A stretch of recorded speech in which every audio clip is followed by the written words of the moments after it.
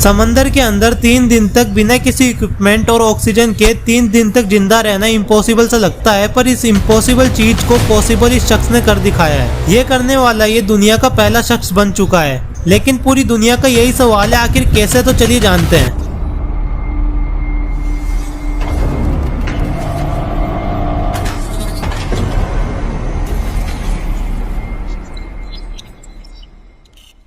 समंदर जो कि पल भर में टाइटैनिक जैसी बड़ी बड़ी शिप को अपने अंदर समा लेने की ताकत रखता है, पर लेकिन आखिर ये इंसान 3 दिन तक समंदर में कैसे रह पाया? तो बात शुरू होती है। इस शख्स का नाम हैरिसन ओकेन है, जो कि एक टग बोट पे खाना बनाने का काम करता था। 26 मई 2013 को गल्फ गेनिया में एक ऑयल टैंकर की मदद करने के लिए ये शिप जाती है, और बदकिस्मती से हैरिसन भी उसी बोट पे खाना बनाने का काम करता था। तो सुबह 4:30 बजे जब बोट ऑयल टैंकर को टक करने लगती है, पर थोड़ी ही देर बाद समंदर की एक बड़ी सी वेव टग बोट से आकर टकरा जाती है, जिससे टग बोट पानी के प्रेशर के कारण उल्टी होकर पानी के अंदर डूब गई। और पानी के प्रेशर के कारण जिस रोप से शिप को वो टक कर रही थी, वो रोप भी टूट चुकी थी और बोट पानी में डूब गई। बोट के डूबने पर उसमें बैठे सभी 12 क्रू मेंबर्स में अफरा तफरी मच गई, और उस वक्त उस टग बोट के सभी डोर लॉक थे।